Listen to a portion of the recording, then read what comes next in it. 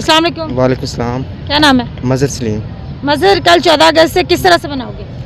जी 14 अगस्त वैसे तो हम मनाते तो हैं, लेकिन वो हमने उस तरह इस मुल्क के लिए हमने और हमारे हुक्मरानों ने कुछ नहीं किया जो करना चाहिए था। 14 अगस्त हम मना तो लेते हैं से भी, हम इस मुल्क हम आज़ाद हैं, लेकिन हम उस तरह से यानी आज़ाद नहीं हुए। आपको ख़ुद को पता है किस तरह हम मुल्क किस तरह से आज़ाद हुए?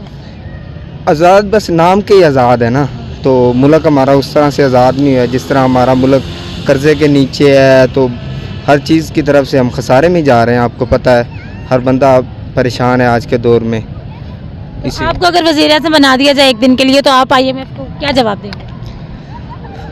हम एक दिन में क्या कर सकते हैं? कुछ भी नहीं कर सकते ना। हम एक दिन में क्या कर सकते हैं? मतलब आपको भी 5 साल चाहिए? बात दरअसल ये है ना कि हम कहते हैं कि हमारी हुकूमत गलत है। नीचे से हमारी खुद की भी गलतियां हैं ना, हम जो करते हैं। तो हमारी आवाम भी, हम खुद, मैं ये नहीं कह रहा कि आप गलत हैं वो गलत हैं, मैं खुद कुछ मुझ में कमियां हैं जो हम करते हैं, बहुत सी कमियां हैं। हम जैसा कि आप बाहर के ममालिक में देख लें, सऊदी अरब में मेरे दोस्त हैं, वहाँ का कानून और यहाँ के कानून में आप देख लें मच डिफरेंस है।